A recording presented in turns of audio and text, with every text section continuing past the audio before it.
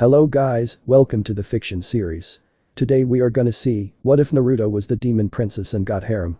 If you want more awesome fan fiction like this, don't forget to hit that subscribe button. So without wasting any time, let's get into the video. A few kilometers to go, a young man with blonde hair and blue eyes was running. His breathing was controlled and calm. Although he had run several kilometers, he didn't seem exhausted. There was not a single drop of sweat on his whole body. This young man generally seemed quite fit. This young man was Naruto Uzumaki, wearing a black tracksuit with orange stripes, running outside on a small street and doing his rounds. He lived in Tokyo. Outside the city, there was a street that once ran entirely around the city. It led to several intersections either away from or into the city. He walked and watched the sunset. At some point, Naruto stopped on a hill where cars could park. He looked at his watch and saw that it was 9 p.m. Typically, the sun would have set at this time of day, but it was summer and the sun didn't set entirely until about 10:30. Only from 10 o'clock was it usually wholly dark, so he could still stretch his legs a bit. After all, he still had to run a few kilometers before completing his training for the day. As he ran the last few kilometers, he ran towards a park. The park was very close to his house. From there, he could step back and relax. He arrived at the park and briefly felt something as he came to a specific part of the park. I walked into a barrier. Why is there a barrier in the middle of the park? Suddenly, he saw a massive pillar of fire shooting up nearby. Naruto didn't move, just watching the pillar of fire disappear. Naruto didn't know what to do, but he finally lived the life he had always wanted. He wanted a quiet and peaceful life, and there was a chance this would end in the blink of an eye. Naruto just looked up at the sky and sighed, "Oh damn," he ran, leaving a cloud of dust in his wake, where he sprinted off. He ran around trees, jumped over benches, and saw a small pond before him. He showed no signs of slowing down and ran towards the pond. When he was right in front of it, he just disappeared and reappeared on the other side of the pond. He saw 3 people as he approached the place where he saw the pillar of fire. 2 he even knew, but not the other. The 2 people he knew were Yuki Nanaka and Mio Nerus. They both went to his class and were probably his school's most popular girls. He didn't know the other, but his hairstyle looked familiar. The man, wearing a white mask, held his hand above his head and created a massive ball of metal surrounded by purple magic. "Stop. Nanaka has nothing to do with it. I promise to go with you," so Mio yelled at the man and seemed to have tears in his eyes. "Impossible. Anyone who jeopardizes my mission will be ruthlessly eliminated." So, he swung his arm in Yuki's direction and a big ball flew right in her direction. Mio panicked and screamed, "No, run." The orb was getting closer and closer to Yuki, and just before it arrived, Naruto appeared in front of her. He reached out and held the massive ball of metal. The bullet bounced into his open palm and tried to push him away. However, nothing moved, not even a twitch came from Naruto. The man watched in shock as his large ball shattered into 1,000 pieces. Now, he saw Naruto with his fist outstretched. Impossible. This person just destroyed my demonic orb with a punch. Hey, what's the point? You don't just attack 2 girls. Naruto looked to the side as his new classmate appeared. He carried with him a giant sword, which he had in his right hand. His right forearm was also surrounded by armor. Maria. Mio. Basara TMJM panicked when he saw the vast bullet flying towards his childhood friend Yuki Nanaka from a distance. All he saw was how his classmate appeared out of nowhere in front of the bullet and stopped it. He only cared about the fact that Yuki was okay. "Basara." Yuki called out to him and ran to him. She saw a red stain under his clothes and knew he hadn't recovered yet. Mio also wanted to run to Basara, but the man with the mask appeared before her and just wiggled his finger in front of her. Mio gritted her teeth, she felt so powerless and hated it. "Hey, TMJM. Is everything alright with you? You seem to be bleeding." Naruto said this while still standing in the same place. Basara just nodded, holding his sword in the man's direction. "You're going to pay for attacking Yuki." Mio suddenly felt a twinge in her heart. Yuki I being tied up here." Naruto saw Mio grimace and then looked at Basara. "Don't they live together?" It's none of my business. Maybe I can get out of here without being dragged into something." Basara disappeared and appeared in front of the man, swinging his sword. The man backed away and deflected the slashes with his fist. There was a purple barrier around his fist, and Naruto now understood why Basara couldn't just chop the guy into pieces. This spectacle went on until the man grabbed Basara by the neck. "Too bad, Basara TMJM. I expected more from the son of the god of war. The human has more power and potential than you, and you're a hero." He began to push harder, and Basara smiled slightly and held his arm tightly. "It's a real shame for you. Yuki."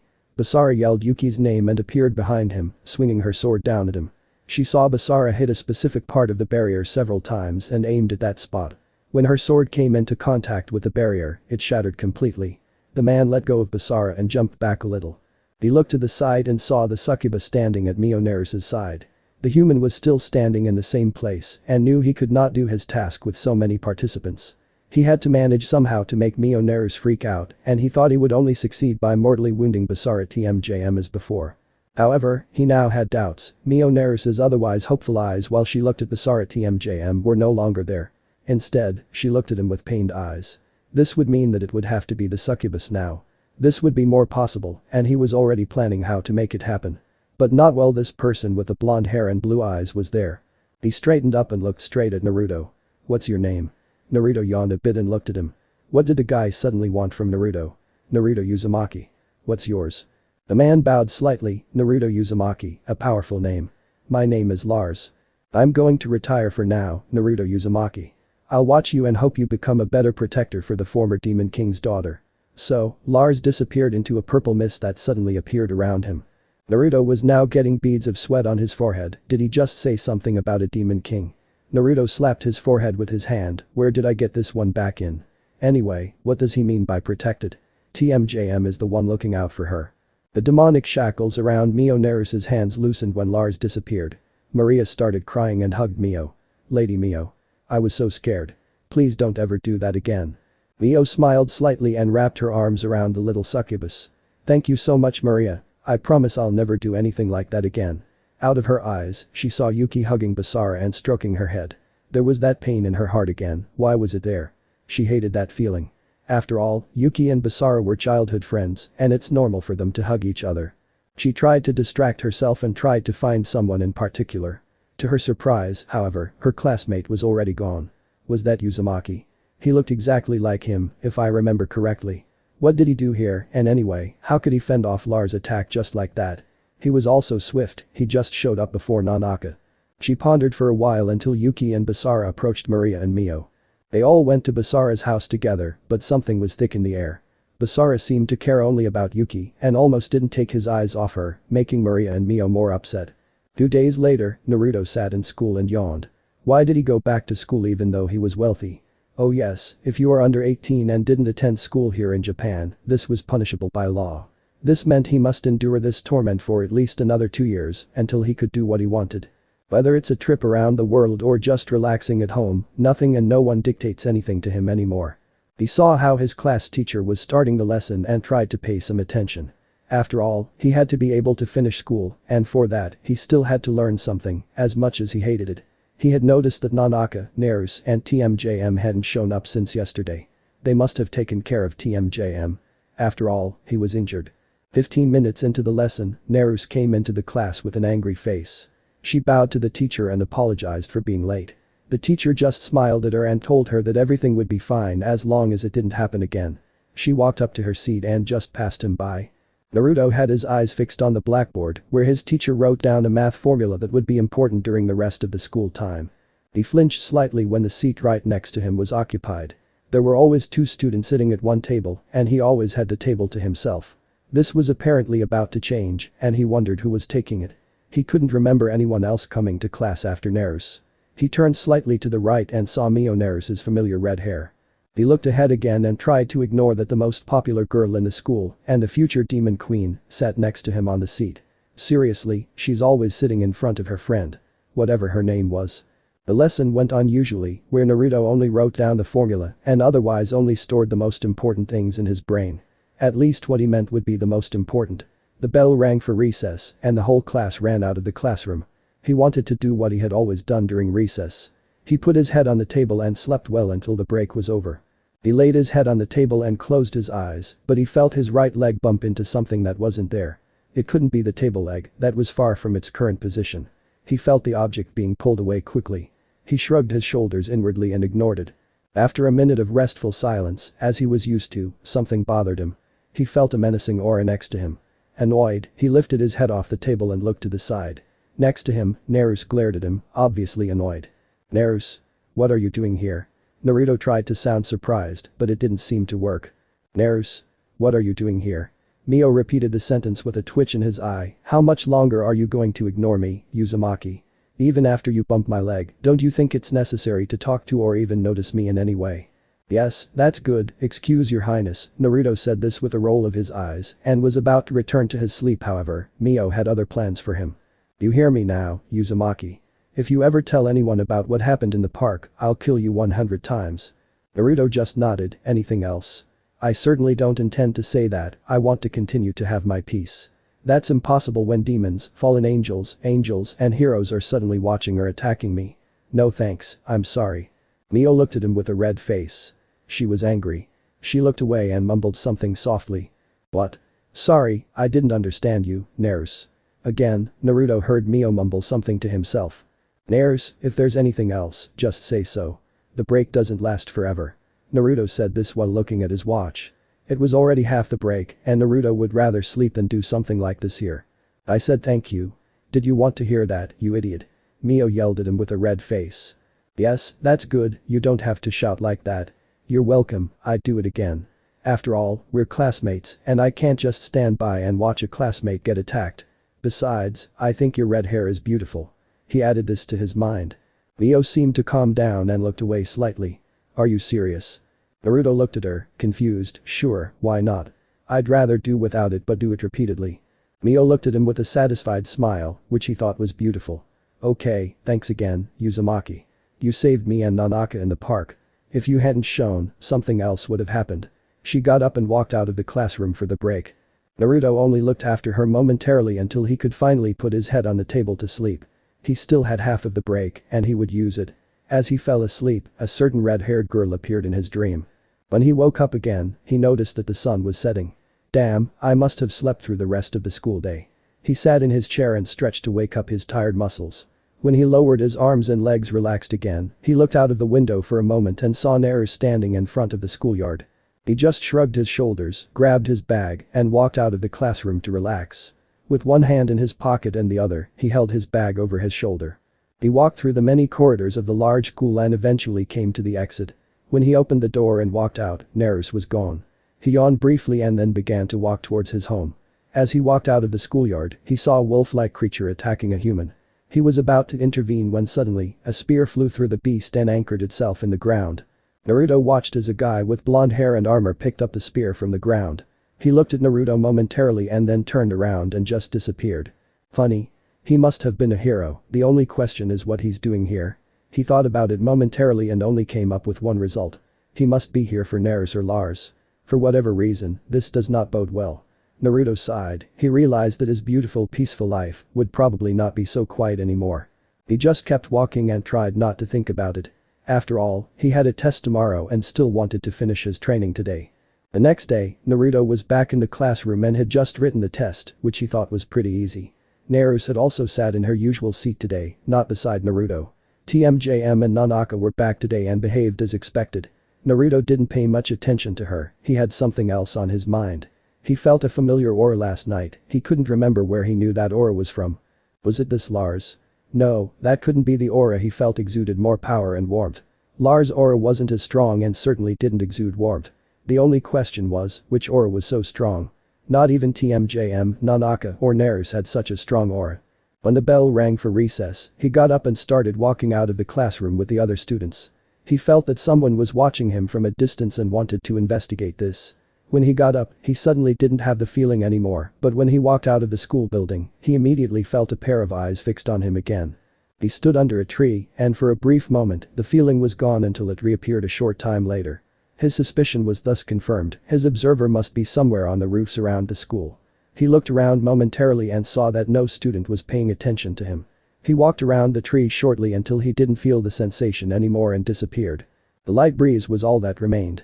A slight flicker was seen in the air only a few seconds later, as if the air was heating up. Naruto resurfaced and just walked back into the building. He found what he was looking for. It was the girl from the park with the silver hair. He went into the classroom and sat down in his seat. He laid his head on the table and closed his eyes. First the action yesterday by Naruto, and now I am being watched by the succubus.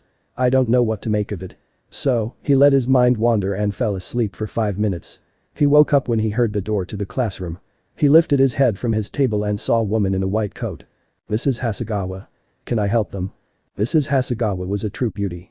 Chisato was a stunningly attractive woman with sexy hip-length black hair, with bangs hanging on the right side with 2 holes, green eyes, a mole under her left eye, red round glasses, 1 earring on her left ear, and a voluptuous figure. She had huge breasts, even more significant than Mio Narusa's, and her butt was more prominent than Yuki Nanaka's. Uzumaki, could you come with me for a moment? I wanted to ask you something about Nanaka and TMJM. Miss Hasegawa looked Naruto straight in the eye as she asked that. Naruto just nodded and stood up. He followed her out of the classroom and then through the hallways of the building. When they arrived in front of the infirmary, Miss Hasegawa pushed the door open and went in. Naruto followed and closed the door again. The woman sat on one of the stools and signaled Naruto to take a seat on the opposite stool. So, Ms. Hasegawa, how can I help you? Naruto quickly looked around and noticed that the infirmary was utterly empty. I heard something happened in the park the other day and you were supposed to have been there. Basara TMJM is said to have been badly injured, is that true? Naruto nodded, yes, he had a wound on the lower abdomen. It seemed to be a blade-like wound, however, he got it. Miss Hasegawa just nodded and wrote something down on a notepad. Thank you very much, Uzumaki. Now to the second question. Has there been a change in Yuki Nanaka lately? Naruto looked at her, confused, not really. I don't have much to do with Nanaka, I haven't had any contact with her except for the usual greetings. Naruto sensed something dangerous approaching the hospital room and looked over his shoulder. He saw a magic circle appear and out of the wall came several figures with blue robes and a scythe. They looked like the classic Grim Reaper mentioned in horror stories. Naruto stood up and stood in front of Ms. Hasegawa. The woman in question sat quietly and didn't flinch as the demons approached the two menacingly. Naruto didn't have the nerve for something like that. He disappeared and appeared in front of one of the demons and punched him right in the face. The demon didn't even let out a scream as it just dissolved. The force of Naruto's blow shattered the spell circle directly behind the demon. The other demons vanished as the spell was broken. Naruto sighed and dropped his arm back to his side. He turned around and saw a smiling Mrs. Hasegawa still on her stool. You are not the person you pretend to be, right? The woman put down her pad and stood up. She slowly walked up to Naruto and raised her hand. Naruto remained silent and did nothing as her hand lightly touched his cheek. Thank you, Uzumaki. She took her hand from his cheek, walked past him, and pushed the door open. I'm sorry I took up your time, I'll get back to you. Naruto nodded and walked off with slightly flushed cheeks. Returning to the hallway, he saw TMJM coming to the hospital room. His cheeks were back to normal as he walked past TMJM. Wait a minute. Naruto stopped and looked over his shoulder. Basara held his hand to him. I wanted to thank you again for protecting Yuki. She's a part of my family and I'm glad you protected her the moment I wasn't there.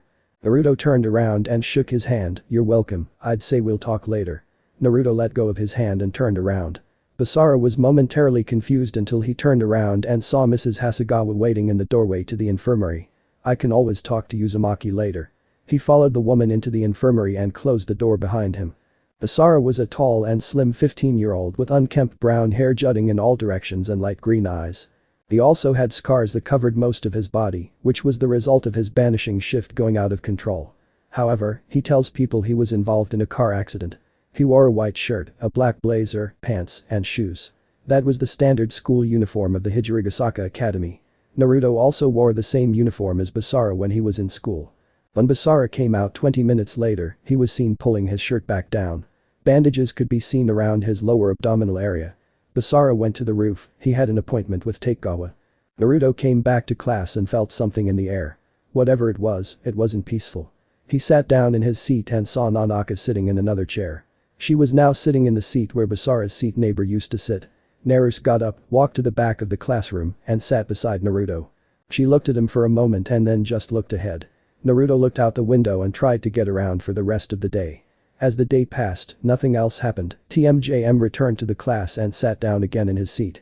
He didn't seem surprised that Nanaka was sitting next to him. Naruto looked at TMJM and Nanaka occasionally with an angry face, and then only briefly, when she thought that Naruto wasn't looking, she also looked at him. Naruto noticed this a few times and even looked her straight in the eye once when she looked at him. She blushed and looked straight ahead again. When the bell rang at the end of the school day, everyone got up one after the other and the teacher said goodbye to the class for the day. Naruto waited for Naruto to get up so he could get up. As she stood up and walked towards TMJM and Nanaka, she suddenly stopped as they stood up and shook hands. They both went hand in hand together. Mio just stopped and looked at the floor. Naruto stood slightly next to her and looked at her briefly. He opened his mouth shortly until he closed it again. It's none of my business. He waited a moment and walked on slowly. He walked out of the classroom and saw TMJM talking to a classmate. Isn't that Takagawa? He looked at her more closely and had to say that this hairstyle looked familiar to him. He paid no further attention and entered a corridor with hardly any students. He was about to leave when Mrs. Hasegawa came around the corner. He relaxed his muscles and looked forward to where Mrs. Hasegawa was walking towards him. Uzumaki. Naruto bowed slightly. Ms. Hasegawa. It seems to me that something is bothering you. Are you alright, Uzumaki? Naruto nodded. Yes, everything is fine, Ms. Hasegawa. How did you come up with that? Naruto had some thoughts in his head. Since the incident in the park, he couldn't help but think of Mioneris. She was the daughter of the former demon king, but what was she doing here in the human world? Shouldn't she be in the demon world and live in some palace? He had doubts that she was here voluntarily, which bothered him. Of course, he couldn't get her red hair out of his head. With Mioneris, it just seemed like a perfect fit. Just like his late mother, whom he was allowed to meet in the past. The first thing he noticed was her long, beautiful red hair. If you ever want to talk to someone, you can just come to me. Naruto blushed slightly and looked away. When he fought the extra blood in his cheeks, he looked forward again and saw Mrs. Hasegawa holding a small paper. This is my number. Call me if you need anything. I want the students at this school to do well. Naruto accepted the paper and bowed slightly after thanking him. I have to go now. Have a nice weekend, Uzumaki. Mrs. Hasegawa walked past him and Naruto put the paper in his pocket. He quickly looked around to ensure no one was watching him and then just disappeared. If he had been paying close attention, he would have seen two pairs of eyes before disappearing. Lady Mio, don't you think he might be the right one? I've been watching him and he doesn't seem to have any connection to the hero clan, the church, or other potential enemies from us. Maria Neru stood in front of Mioneris and looked at her questionably. Maria was a petite beautiful girl with long silver hair and purple eyes in her human form most of the time. She was seen dressed in a black dress with white frills most of the time and what seemed to be like a functional keyhole on her collar, where her magical key was meant to be inserted in, black leggings and boots with purple hearts on them. Mio looked at the spot where Naruto had just disappeared. I don't know Maria. I don't want to drag him into problems that don't concern him. Even after he found out that I was the daughter of the Demon King, he didn't treat me any differently and I don't want that to change that. Maria grinned slightly. Lady Mio, can it be that you like him? Mio blushed and stuttered. What are you talking about, Maria? Maria continued to grin for a moment and then became serious again. Seriously, Lady Mio, we've lost our only ally to the hero clan and we're both too weak. However, we would have a good chance with Naruto by our side. He's strong. Mio was a beautiful young woman shorter than Naruto, with long crimson hair reaching her waist and pink eyes. For someone her age, she had been noted for having a distinctly slender yet curvy figure with enormous bouncy breasts and sizable buttocks. She wore the female school uniform, which resembles a white sailor uniform that had a black collar and black cuffs that had white horizontal stripes, an orange-colored tie hung from the edges of her collar, a short black skirt that had a single white stripe, a long black socks that had a red-colored ribbon around her upper thigh, and a pair of maroon-colored shoes. Mio calmed down and looked back to where Naruto stood. And what do you want me to tell him? I need his help and he should protect us from the hero clan, the church, the fallen angels, and other enemies. That Basara indirectly kicked us out of the house and now Yuki lives with him. Maria now looked thoughtfully at the spot where Naruto stood. She knew she and Lady Mio would be selfish with such a request. However, they needed Naruto's help. Even when Naruto noticed her and paid her a quick visit, he did nothing but smile awkwardly at her and then disappear again. Maria would never forget how Naruto suddenly appeared in front of her from the schoolyard within a second and then disappeared immediately, as if he knew someone was watching him and just wanted to know who. Who are you, Naruto Uzumaki? Hey, dead last. Are you appearing again? Asked a boy in class. The boy in question walked silently into the room with an unfazed expression.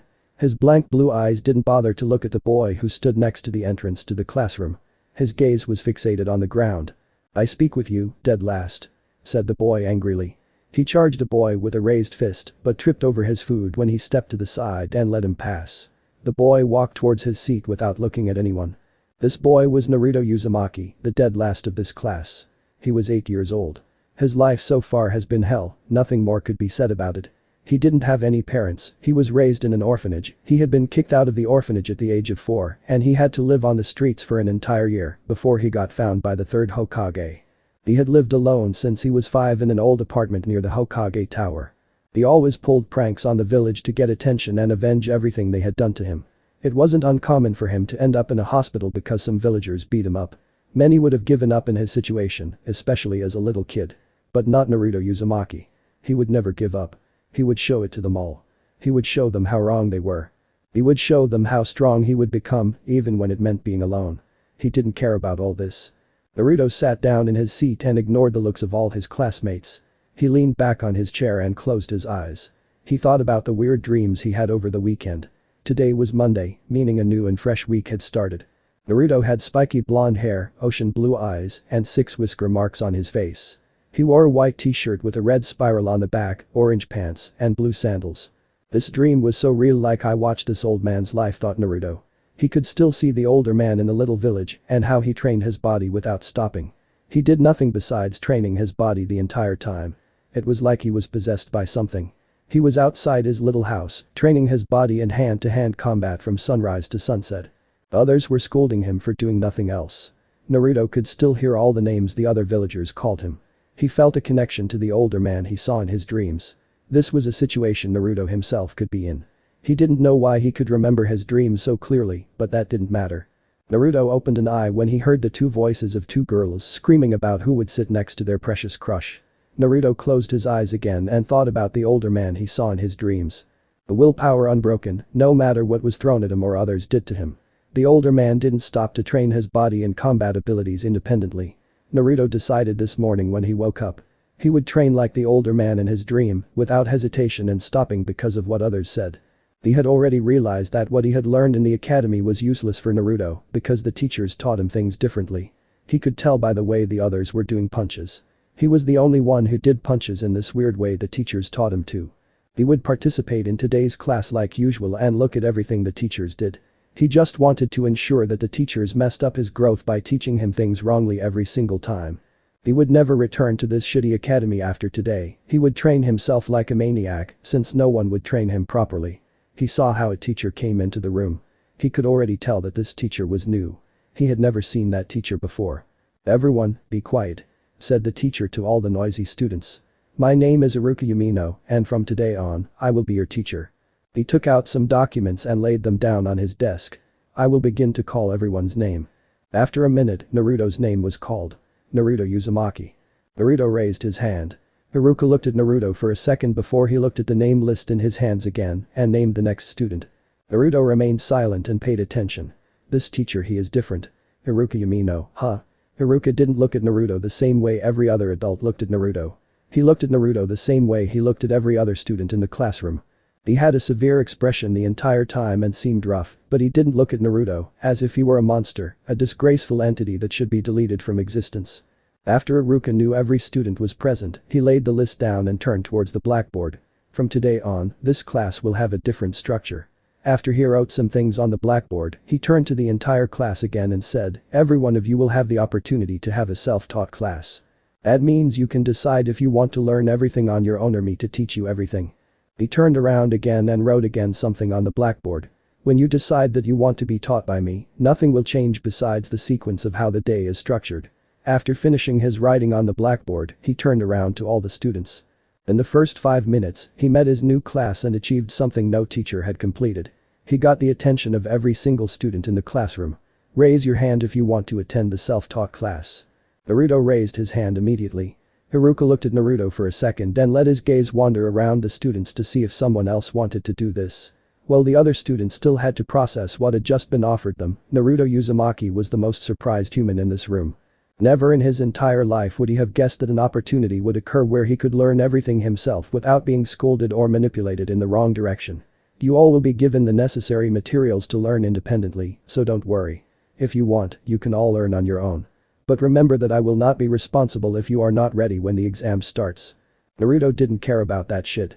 He didn't know the teacher for long, but this man Iruka Yumino was the first adult, besides 3 others, he could tolerate. He gave Naruto this unique opportunity where he could still learn everything from the academy and do it his way. Teachers could only teach him the things in the right way. He could learn everything right from the start in his way. In the end, only one other student raised his hand. It was Sasuke Uchiha, the genius and top student in the class. Naruto didn't look at Sasuke. He waited for the day to be over to get the necessary materials for the current year and learn himself without being annoyed by others. Naruto opened his eyes and saw the ceiling of his room. He blinked a few times and placed his legs beside his bed. He smiled a little when he remembered his dream about meeting Sensei Iruka for the first time when he was 8. That man was why he didn't quit the academy after all. He usually spoke with Naruto and gave normal answers if he had questions. Even when he was in the self-taught class, he could still ask Iruka a question after the academy. It was rare, but when Naruto asked Iruka something, everything made sense after he heard the correct answer. He stood up and stretched, going through his usual morning routine, meeting someone special. When he came out of the giant bathroom, someone stood beside him. "Good morning, my lord." "Good morning, Sebas. Have you slept well?" Naruto placed a towel he used to dry his hair around his neck. He also wrapped a towel around his hip to conceal his particular area. Sebas had the appearance of an elderly butler and he dressed gracefully in his traditional black uniform. Sebas' hair was entirely white, just like his immaculate beard. He had visible wrinkles on his hollow face, which made him seem gentle, but his eyes were as sharp as an eagle's. Author note. Sebas Tian from Overlord. Naruto wasn't kidding when he thought that he was very wealthy. He had enough money to live the rest of his life without working a day. He only attended school because he had to until he was 18. He met Sebas when he was 14 years old and was thrown into this world. Sebas knew everything about Naruto. He was the only entity in this world who knew everything about Naruto. He helped Naruto gain a foothold in this world and because of Sebas, he established a peaceful life. "I slept very well, thank you for your concern, my lord." Sebas bowed once. "Your meal is ready and can be eaten whenever you want, my lord." "Thank you, Sebas. I will be in the dining room in 5 minutes." Sebas bowed once more and Naruto walked away from his butler. Sebas looked after Naruto briefly and remembered why he existed and how his lord saved him. If his lord hadn't shown up on this fateful day, he would have committed suicide. He turned around and began his duty for the day, preparing everything that needed to be done. Naruto left his house 1 hour later, wearing his school uniform and holding his school bag in his right hand. "I will be off, Sebas. I will see you later." "Of course, my lord. I will wait for your return." Sebas bowed and Naruto smiled at him before he turned around and began to walk away from the door. Sebas looked after Naruto until he passed a wall surrounding the giant house where Naruto and Sebas lived together. The house was massive, it was a large old-style Japanese mansion. Author note. Nura mansion from Nararian no Meigo. Sebas was doing everything, from cleaning the entire mansion to cooking and gardening. Sebas' duty was to keep the mansion and the garden clean, the overall responsibilities of an average butler at least in Sebas' eyes. He only lived to serve his lord. He had no other reason to live in this rotten and cruel world full of supernatural things and criminals. His lord was a rare ray of sunshine in Sebas' eyes. He concentrated briefly and saw how a barrier surrounded the entire mansion. The mansion itself was on the very outskirts of Tokyo. Before Naruto bought and restored the whole mansion, garden, and the wall surrounding the giant mansion, there weren't any residents for 200 years. Naruto walked through Tokyo towards the Hijirigasaka Academy. He closed his eyes and enjoyed the warm sun rays that shone directly into his face. He needed to walk for about 30 minutes before he arrived. 2 minutes before he arrived, he saw a small group of students walking further from him in the same direction. He didn't recognize those students. Are this group of students new at the academy? He would know if this group of students were already in the academy. After all, 2 natural beauties were walking together toward the academy entrance. He was sure Mio Nares and Yuki Nanaka would now have rivals regarding the school's most popular girls. They were all wearing the academy school uniforms, which could only mean they were new. Naruto didn't pay them more attention because someone said his name. "Hey Uzumaki." Takagawa ran up to him until he was right beside him and from there on, he walked beside Naruto. "Have you slept well?" "Yes, how about you?" He knew Takagawa since he was also in his class. They weren't friends, but they talked from time to time. Takagawa was a relaxed and easygoing guy, just like Naruto. He had green hair that appeared slightly slick in the back, with strands showing off his forehead and purple-colored eyes. He wore a white shirt, black blazer, pants, and shoes like every other male student. "I slept well and dreamed about Naruto and Nanaka. It was a blissful dream." Takagawa made a dramatic pose with his body, where he hugged himself while walking towards the entrance. Naruto chuckled a bit at the show Takagawa presented him for a second. Takagawa was like every other boy in the school. He wanted to become close with either Yuki or Mio. Wow. Takagawa looked forward and saw the new group of students. Are those students new? I think so. I never saw them before, but it's weird if they were new. After all, we have in the middle of the school year. Naruto looked at the group of students and thought about it more. It would be bizarre if this obvious fact were actual. They had to be new students, there was no other explanation, but it was in the middle of the school year and it was very unusual that new students had changed to this school. Ah damn. Look at those 2 beauties. Takagawa mentioned the 2 beauties in the middle of the new group of students. I hope they are actual new students. Yeah, they are beautiful, that is true. It was simply a fact that two girls from the new group of students were beautiful without any form of error. What is with this reaction, Narukai?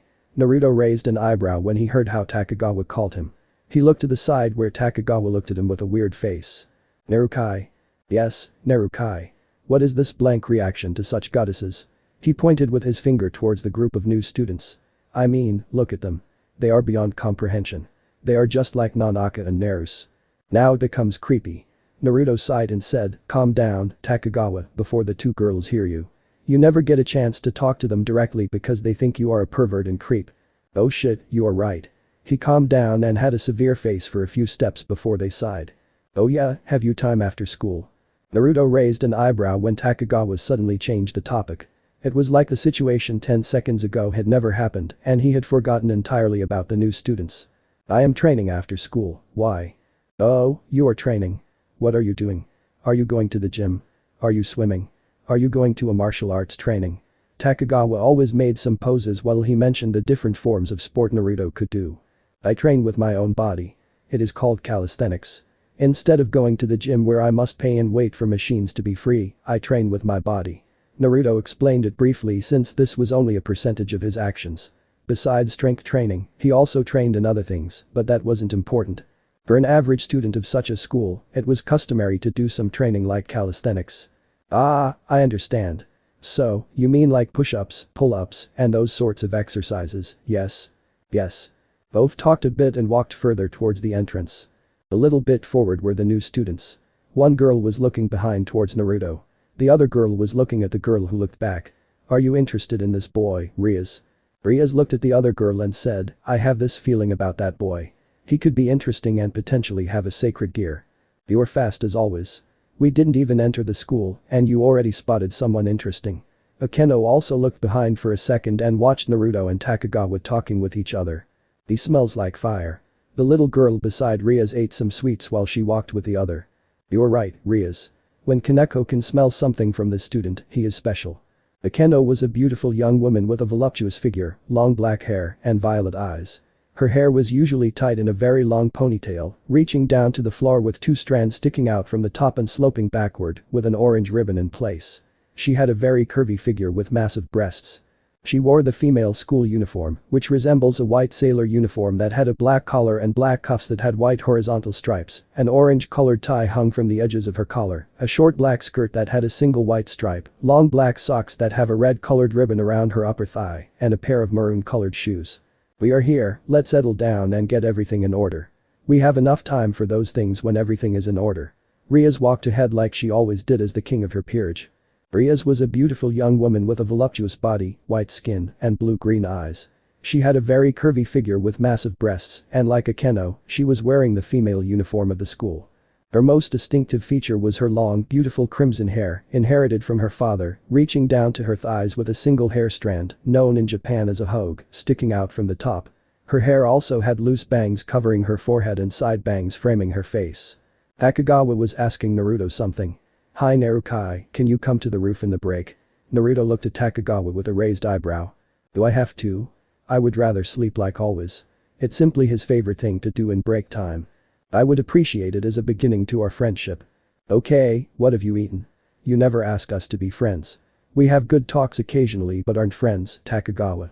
He looked at the purple eyes from Takagawa and saw a dark expression on his face for a second before it became the open-minded expression he had usually seen.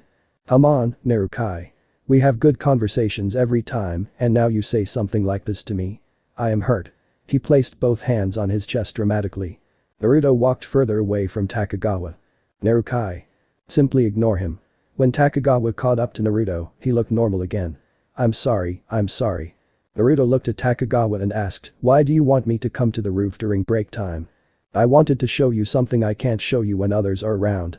He touched his school bag 2 times with his hand and Naruto looked at the school bag before he sighed. Alright. I will be there. Takagawa grinned at Naruto. Thanks, you're the best, Narukai. Naruto smiled while he shook his head. He had sure antics, but Takagawa was on another level. When Naruto came into class with Takagawa, a few students looked at both. They were still talking while they walked into class. Takagawa sat more centrally in the classroom and Naruto sat in the back at the window. Later, Narukai. Later. He walked past Takagawa and to his seat.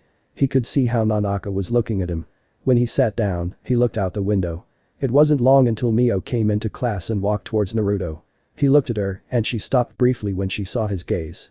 Naruto's blue eyes and Mio's pink eyes were looking into each other before Naruto looked out the window again. She sat down next to him, looking at him for a second before she had to look forward because the teacher came into the classroom. Naruto looked towards Mio and caught her looking at him occasionally. It's like the first day when she began to sit beside him. He didn't even know why she did this. At first, he thought it was to thank him or warn him like she did the other day, but why was this beautiful girl sitting next to him? He couldn't explain it to himself. She blushed for a second and looked away. He sighed and looked forth, not knowing what to think about this entire scenario. He hoped to maintain his peaceful life even when everything pointed towards the opposite. He liked his everyday life with Sebas, where he trained, lived together with Sebas, and did nothing special. It was simple, maybe boring to others, but that was everything he always wanted. He stood up when the lesson ended and waited for Mio to stand up. She looked at him, confused for a second. Are you leaving the classroom? Yes. Aren't you always sleeping during break time? That's right. The other students were already leaving the room while both were still looking into each other's eyes. Could you stand up so I can leave the room? Mio blushed and stood up to make room for Naruto. Thanks, I see you after the break, Naruto. He walked past her but stopped when Mio said his name. Uzumaki. He looked at Mio and asked, what's up? Could we talk after school? I wanted to speak with you. Naruto remained silent and thought, I can feel how every cell in my body tells me this will not end well, but I can't deny a simple conversation. I hope I won't regret this. Mio looked nervously at Naruto, not sure if he would talk with her with all the knowledge he had. She could see in his eyes that he realized something was up. She had no reason to speak with Naruto besides the apparent cause. She wanted to talk with him about what happened in the park. Maria was right when it came to Naruto. They had no home and lived in a hotel room, but they didn't have unlimited money to live there forever and needed a new ally. Naruto was their last hope to survive, otherwise, Mio and Maria didn't know what they should do any longer. He knew that Mio was the daughter of the former demon kind, but had never been different than before to her. He was still open-minded and friendly, and he smiled a lot. Naruto smiled, defeated, knowing he couldn't run away from this. Alright. I will meet you after school, Naruto. Mio nodded with a grateful smile. Naruto looked for another second at Mio before he turned around and left the classroom. When Naruto came to the roof, he saw Takagawa and Basara talking with each other. Naruto raised an eyebrow when he saw the two. He had already seen them talking, and it seemed like both were friends or something like that. Yo, Narukai. Takagawa looked at Naruto with a happy smile. Basara walked away from Takagawa and stopped when he was beside Naruto. Uzumaki. TMJM. Be careful. Naruto could already tell that this warning was only meant for him because Basara only whispered this part before he left the roof. He looked at the closed door before looking forward and walking towards Takagawa. So, what do you want to show me, Takagawa? Takagawa looked at Naruto dead serious while he opened his school bag. Naruto narrowed his eyes when he thought about the warning from TMJM and now the pressure he felt in the air between himself and Takagawa. Takagawa pulled out his hand from inside his school bag and showed Naruto what he wanted to show him. Naruto blinked a few times before he realized what Takagawa had shown him. The manga? Yes. Look at the title. Naruto read the title and got a blank expression on his face. I knew it, I had to come across a pervert even in this world. The title was a famous ecchi manga and I'm popular with the boys from Naruto's age. I see. Isn't this awesome? I mean, look at that. He opened the manga, turned 2 pages, and showed Naruto the page. There was a pretty intense scene with moaning from the female character. It was pretty fierce in this manga when it came down to the ecchi stuff. The female was completely naked and was having her best time with the MC from the manga. Naruto would never deny that he didn't find those manga appealing. He was a boy too, and even he did some nasty stuff, but he preferred to do it with real girls, women. He had his first experience 1 year ago when he was 15. You could say that he saved a woman, and since he was always handsome, fit and attractive for some women, this woman took him to her place and seduced him. He played along and had his first sex with a woman. He met some women or girls from time to have sex with them.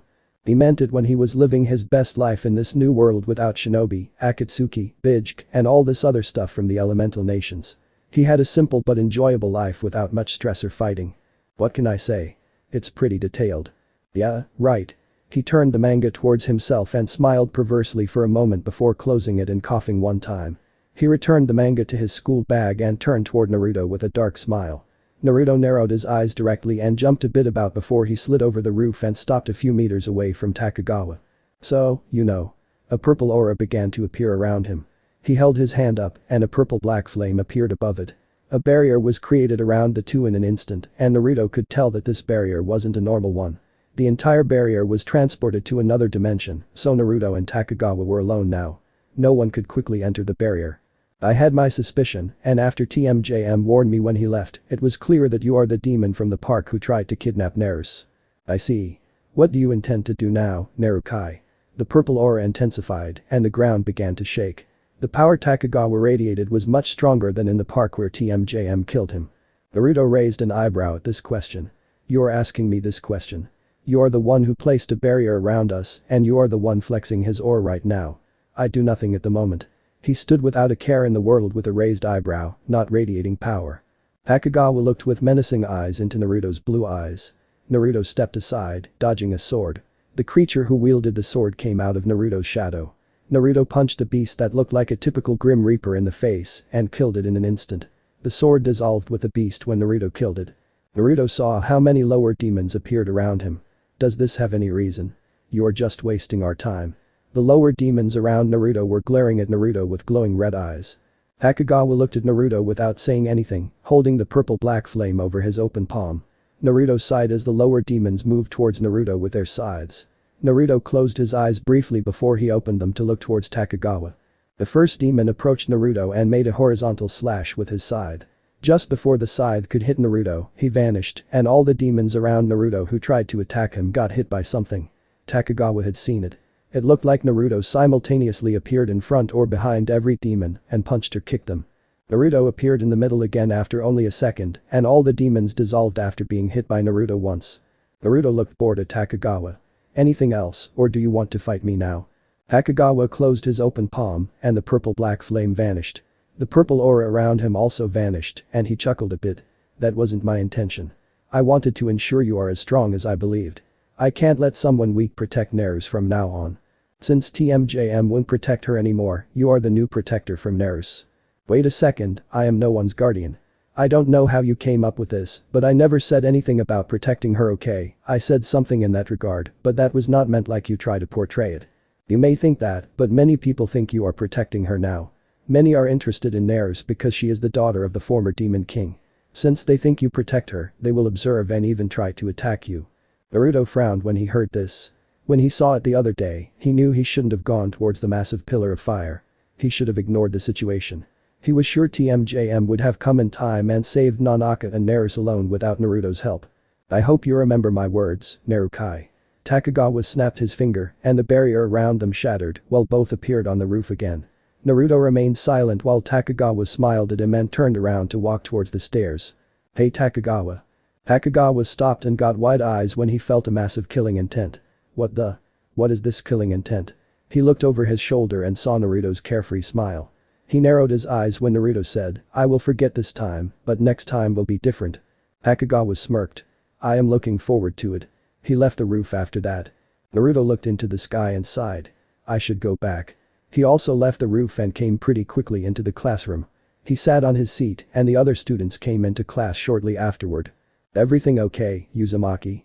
Naruto looked at Mio and said, yes, why? I don't know. You seem troubled. He smiled and shook his head. Don't worry, Naruto. I am fine. Let's talk later when school is over. The teacher came in when Naruto said this. Mio nodded with a small smile. She hoped that Naruto would help them because even now, he was treating her usually and not with distance like she thought he would. Naruto looked towards the teacher when he began the next lesson. He had a very good idea of what was coming and what would happen after school, but a little hope remained inside of his soul to get out of this entire mess. Even when he deep down knew that his peaceful life would be over and he would have a certain red-haired beauty in his life from now on. The school day continued until the second break was over. When everyone was in class, the teacher made an announcement. All right, everyone, this seems pretty unusual, but we will get 2 new classmates from today on. They changed today, and because of a few problems in the administration, they couldn't attend class until now. The teacher looked towards the sliding door from the class and said, come in. The sliding door slid open, and almost every boy got hearts in their eyes. Only a handful of male students in the class could control their hormones. Naruto recognized the 2 beauties instantly. Call that a coincidence. The 2 new beauties are now in my class, and with this are probably the future 4 most famous girls in the same class.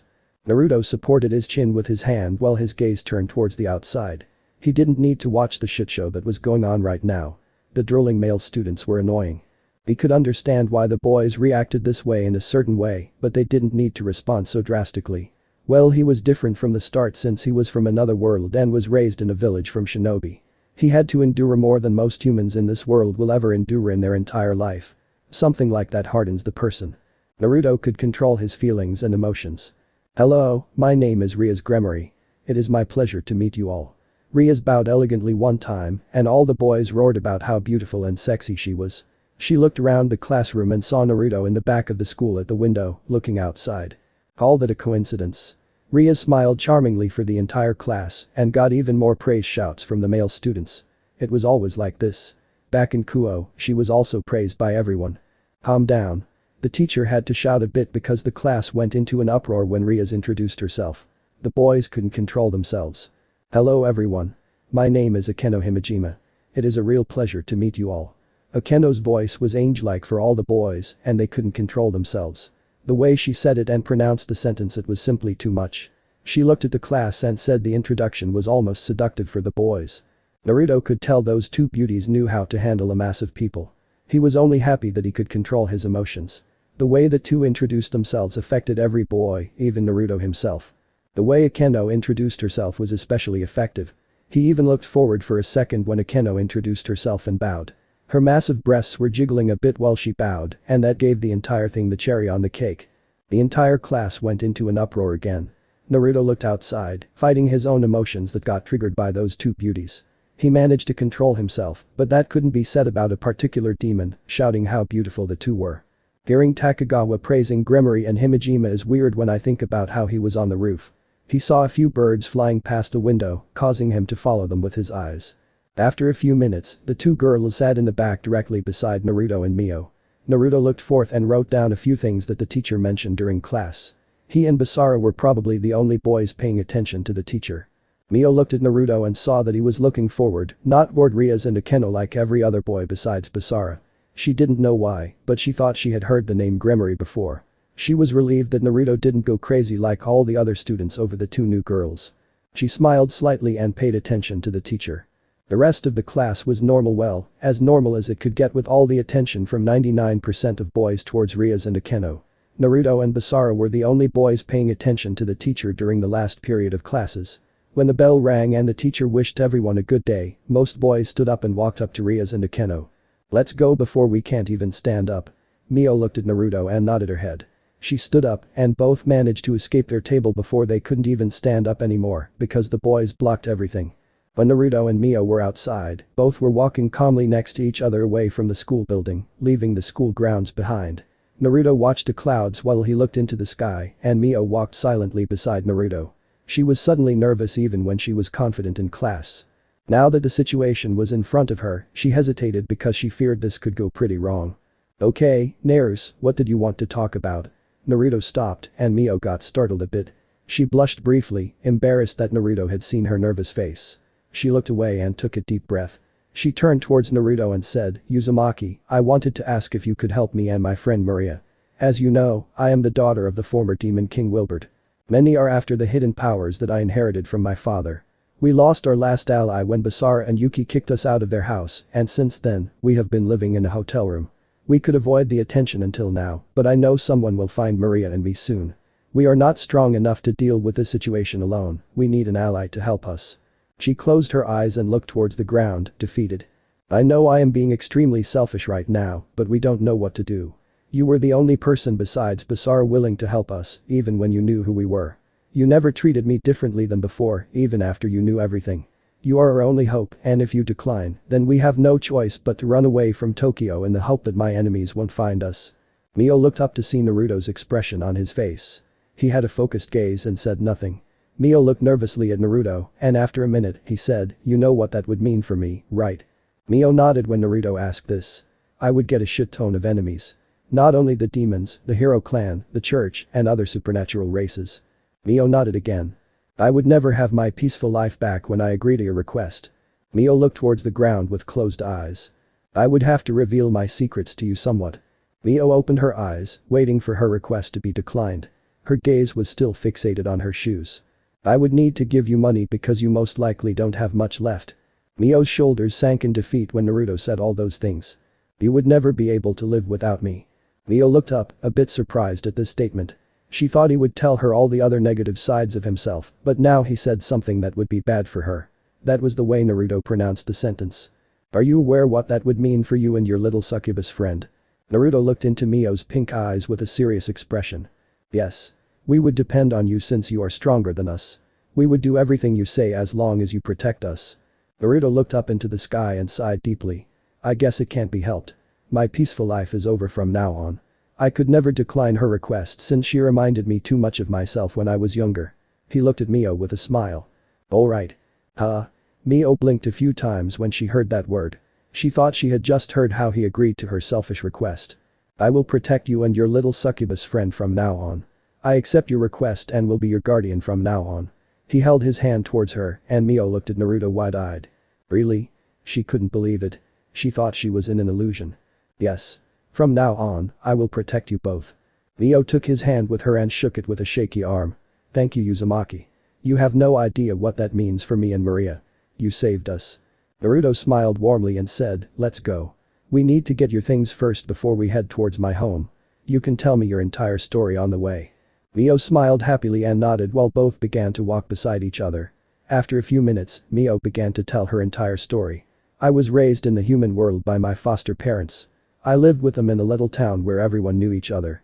My father was an electrician who worked until 4 p.m. every day. He was a kind, gentle soul who worked hard for me and my mother. Even when he was mostly exhausted from his hard work, he always made time for me when I wanted to play with him. She told Naruto how she walked with him through the forest many times, how he taught her to ride a bike, and other things that dad showed his daughter. Her mother was a stay-at-home wife who cleaned, cooked, and raised Mio while her father worked. He earned enough for the three of them. Her mother always smiled and had an open ear when she was scared of something like the darkness when she was younger. To sum it up, Mio had a good childhood, a childhood every child should have, with both parents in her life, friends in the neighborhood, and many adventures and experiences she had. So, I was right. She really could do nothing about her current situation. Half a year ago, she got thrown into the supernatural world and had to adapt, otherwise, she would die and get kidnapped. She was exactly like me when I was younger. I also could do nothing for my status as a Jinchuriki. I had to adapt, or otherwise I would have died. Naruto's determination to protect Mio skyrocketed. He promised himself in the past that he would help someone if he ever met someone like him, and now he met someone like that. Naruto never breaks a promise, that was a principle he lived after. I am sorry for what happened to your foster parents. Thank you, it means a lot to me. I never told someone my story besides Maria, and it felt good to tell someone everything. Mio smiled gratefully at Naruto while she whipped a few tears from her eyes that appeared while she told her story. You don't have to worry from now on. No one will take something from you ever again. I will remain at your side and protect you as long as I need. Mio couldn't suppress the tears that appeared in her eyes. She simply couldn't. She finally had someone she could trust again, even when she didn't know Naruto like she should. She always felt safe after the incident in the park where he showed up and protected Yuki from the giant demonic orb from Lars. He executed some warm feelings a person couldn't ignore. She always felt at peace when she was next to him. If in class or right now. She felt safe beside Naruto. I knew you would take on the role of her guardian, Narukai. I only hope you are ready for all the challenges that you have to face from now on. Takagawa stood behind a corner and watched the two walking towards a hotel where Maria waited. He smiled and stepped away before he jumped onto a nearby building. He looked over Tokyo and thought about his own goal. There was someone he wanted to kill, and that was everything he wanted right now. He was an agent, a spy for the Demon Lord and someone else, but that was only to bring himself nearer to his goal. He would get the head from the man who took everything he held dear. He would get his revenge, and Naruto would help him. He had to play his cards right, and the rat that hid would come out sooner or later. Naruto and Mio were opening the door from the hotel room of Mio and Maria. Maria. Mio walked into the room and didn't see Maria. The room wasn't big, and normally, both should have been able to see Maria instantly. Maria. Mio opened the door to the bathroom and couldn't see Maria. She returned to the hotel room where Naruto stood and looked at the beds. She isn't here, where could she be? Don't you have her phone number, or can you communicate via magic? Naruto looked at Mio, and she nodded. I can't call her via magic, but I have her number. I will call her. Naruto waited while Mio was trying to call Maria. I don't know why, but something is wrong. He looked around and didn't see anything weird or out of the ordinary. He couldn't shake the feeling that something was wrong here but couldn't determine what it was. He closed his eyes for a second and walked towards the windows. He opened his eyes when something on his face appeared. He concentrated and afterward, the thing on his face disappeared again. The succubus isn't anywhere in Tokyo. Otherwise, I would have felt her. But he looked towards the shopping mall he could see from the window. He felt a few presents he didn't feel 5 days ago when he last tapped into the particular thing he did just a few seconds ago. It was a technique he learned back in the elemental nations. It was a good tool for almost every situation. Your little succubus friend isn't in Tokyo. Mio ended the call since Maria didn't answer. What do you mean by that? I didn't sense your little succubus friend in Tokyo. I have a special technique where I can sense every living being in a large radius and I didn't sense the energy from your little succubus friend. Naruto looked out of the window. We should go, someone is coming to this hotel room. Mio nodded and trusted Naruto with this warning. She placed everything she owned in a different dimension and they both left the hotel room. Naruto and Mio walked outside for a few minutes before Naruto stopped. Mio stopped too and looked at Naruto. Naruto narrowed his eyes and closed them briefly before opening them again. They're coming, he said. Mio narrowed her eyes and looked past Naruto, where 2 people had appeared. She stayed slightly behind Naruto and even took cover behind him. It wasn't even intentional. She felt threatened and Naruto gave her a sense of safety. Her body moved automatically in that situation. Look at that, the daughter of the former demon queen and a human. That is indeed interesting. Indeed, but we aren't here for them. Naruto could tell that both were fallen angels. The right fallen angel had 6 wings and the other had 4. They were stronger than an average fallen angel with only 2 wings that even a newly reincarnated demon could defeat. The fallen angel with the 4 wings said, "Can't we have some fun with them?